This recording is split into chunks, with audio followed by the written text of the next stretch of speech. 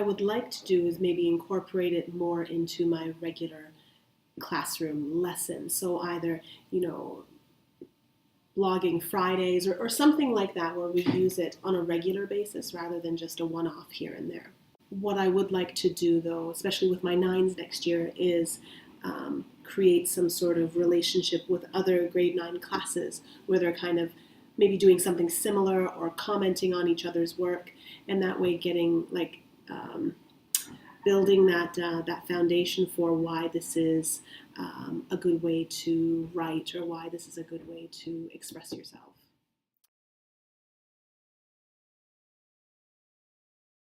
But what I like about this particular challenge is that we have been provided with specific prompts. Whether we use them or not is up to us. And I don't think I've actually used one of the prompts for May, but it got me thinking about what I could write for my teacher blog. And as I read the blogs of my colleagues and other teachers from around the world, it gave me more insight into what I could do as a teacher, and or how I could change my classroom, or how I could change my techniques.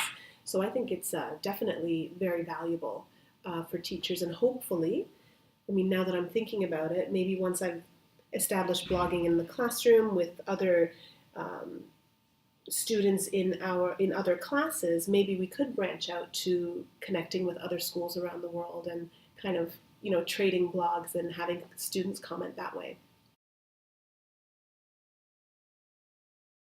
Rich in so much information. If they started in grade 9 and they carry it through to grade 12, they could put reflections for all their classes, their activities, their service, Culturama, like you mentioned, like everything should be on there. And what a great piece to be able to send to university when you're applying, like, check out my blog, these are the things I've been working on, look at this video I've created, everything's embedded online. And it's kind of like a one-stop shop for universities. Whoa, does that make sense? One-stop shop. So like 2 months ago, we were looking at how in certain countries there's no law that protects girls from being married to older men. And we were talking about it in class, and it was quite a challenging and sensitive topic for many different reasons. And then I asked the students at the end of the class to write a post to all the women in the world that have been married when they were girls. So I just wanted to, see what would come out of it. There weren't many rules, there weren't any specific expectations or requirements for the post. I just said that, and I said I'm not gonna say anything else. I just want you to come up with whatever you think would be appropriate. And to read the letters that my students wrote was fantastic, because I could see how they know how complicated and abstract and just not just superficial this topic is, how it has many layers and many different aspects to consider.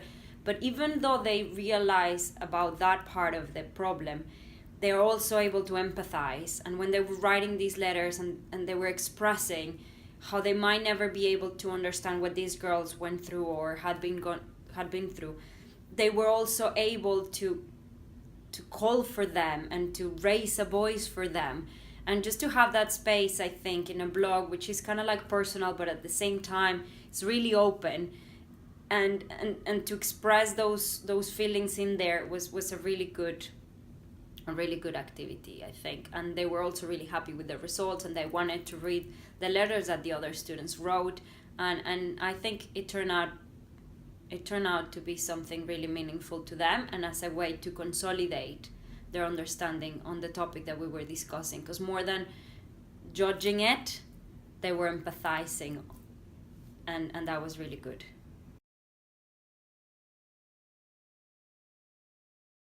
That we've been working on in the GPERS department is to kind of make sure that we have the spaces and the moments for students to reflect on the topics that we discuss in class. Because sometimes we discuss a lot of things that are very interesting and very controversial, but it's hard to tackle whether the students have the time later to reflect on all these things. So embedding these opportunities for students in the program we think would be really beneficial for both the teacher and the students. So we're going to be doing that next year, and something that we want to make sure is that we give the students the time to reflect on this, because sometimes we just like, okay, you have 5 minutes to write your post. Like, it doesn't work that way. So we want to create that, and we also, in a way, are looking for, I guess, sharing what's happening in one classroom with all the other Jeepers classes, right? So that not only what my students are reflecting on is read by my students, but also maybe like other teacher students could have an insight on what we are doing and how my students are reflecting on. Because at the end of the day, we have the content, we have the same material, resources, whatever, but the way in which a teacher, like, I don't know, facilitates the content might be very different. So students might end up with very different reflections on it. So just to see that, I think would be quite interesting. So I'm looking forward to that. And hopefully one day allowing the grade 9s to see what the grade 10s did, or maybe the grade 10s to comment on what the grade 9s are going through. And again, just mixing the classes. Yeah, so I think it's a great opportunity that we're going to be doing that in the department. Like, everybody is going to be using blogs, and we're also going to try that in psychology. So we're trying to develop critical thinking in our psych kids. So what we're going to be doing is also to embed into the different units a question that will be explored in their blogs, that will also allow them time to consolidate what happened in class, but also to reflect on what are the other things that I'm missing, that I'm not considering, that I'm not taking into account when I analyze or evaluate this particular scenario.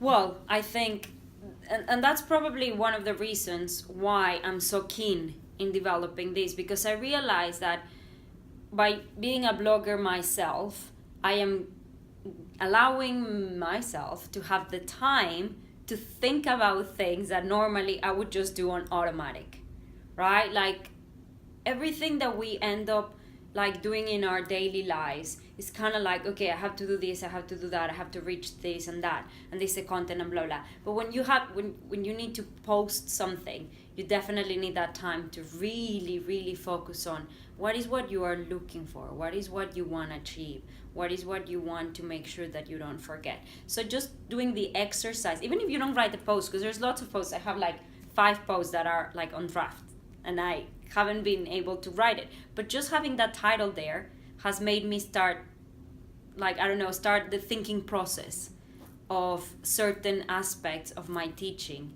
that I haven't had time or the opportunity to consider. So again, is for students is consolidating learning or consolidating the content, but for me it's also consolidating my practice and what I do and how I'm doing it. Do I want to continue doing it that way or not? And the critical thinking is definitely something that has been extremely, improved. No, I don't know if it has been improved yet, but I hope. But definitely has had a space where it can happen, right? I'm being more critical on what I do just because I have to write about it. So in that sense, I think it has been really, really good, positive.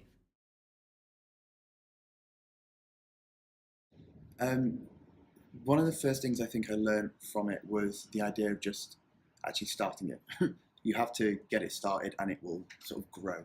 It doesn't have to be a perfect, beautiful looking portfolio to start off with. So my work, I've done it through WordPress, started the website, and I've had to learn WordPress by doing it, and gradually it's getting better and better. So the first thing I learned, just get it started.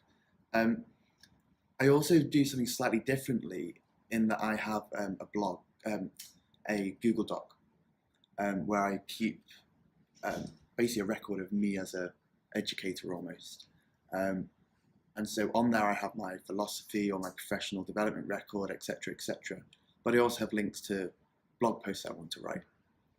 What's helped me there is that whenever I have come across something I find interesting, but I might not currently have time to do anything about it, I just quickly make a new document, put a link in there, put all the links that I found together, just there, maybe a few thoughts if I have time, and then I can leave it and come back to it another time.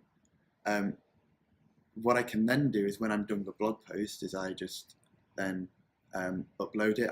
On Google Docs is a great app which just directly uploads up to WordPress for you, and yeah, I post it when it's ready.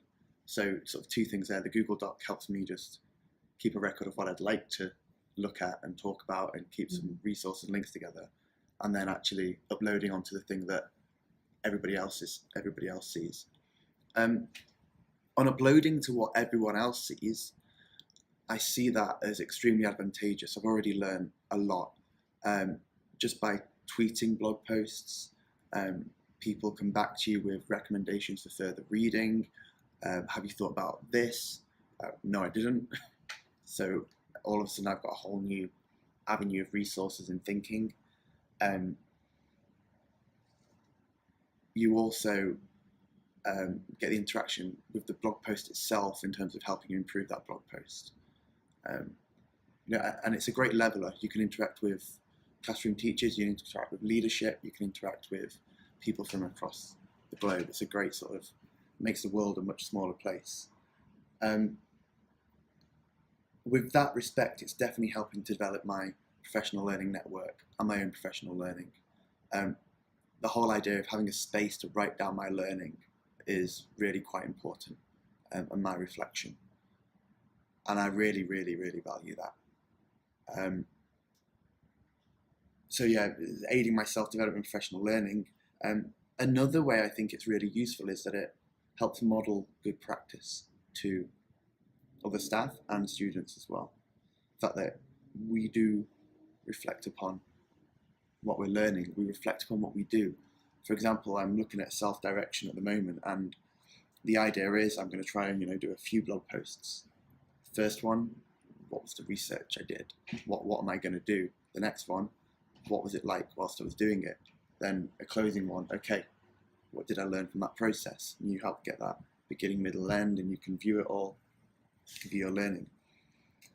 Another thing that I think it might be really useful for, both for me and it goes straight into being useful for students as well, is the idea that it's building up evidence of what I can do and my thinking and how I've developed, and that could be useful both professionally and personally. I'm thinking for students that could mean to potential employers in the future. They've got a Google, their name is on Google. Employers can see their thinking and say, do you know what, I like what they're doing, I like their thinking. You can see that it shows a level of introspection and thoughtfulness that I think people need. For me, it'd be all about just sort of teaching students that the blog is their baby and they don't have to wait for me to direct them to do something on it, first of all. And in that way, it opens up so many possibilities. There could be some, and all that requires building up their skills in blogging and understanding that they're in control of their learning. In terms of prescribed tasks, you could have things like filming demos and uploading it and talking about it. Looking at applications in real life, I'm interested in environmental sustainability, and I'm studying chemistry. So as I go through the course, I'm going to start building up a portfolio of how chemistry is important in environmental sustainability, because that's what really interests me. Okay, and so every time I'm on my unit, I'm on an acids and bases unit. Okay, how do acids and bases help with environmental sustainability?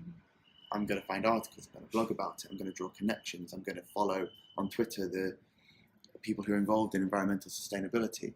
I'm going to search journals, I'm going to write reviews, I'm going to follow this up.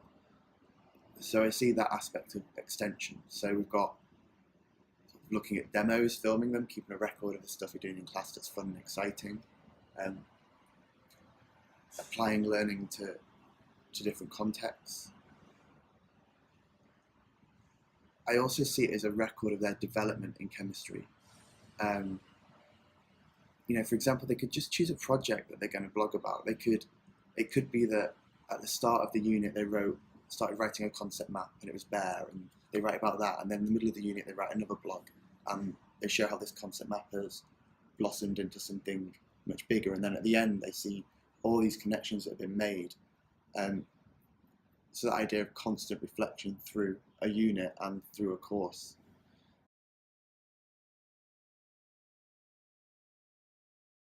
We're looking to, spread that idea to other schools. To do that, we need records and evidence and, just student input. And that could be really quite powerful if a student is blogging about IFP.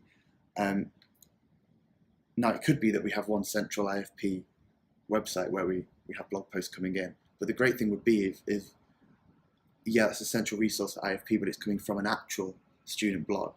And then someone clicks on the IFP and they go to that blog, and all of a sudden they're interacting with that student, and that student is actively involved in peace building, for good then, really, because, they could develop contacts through that process.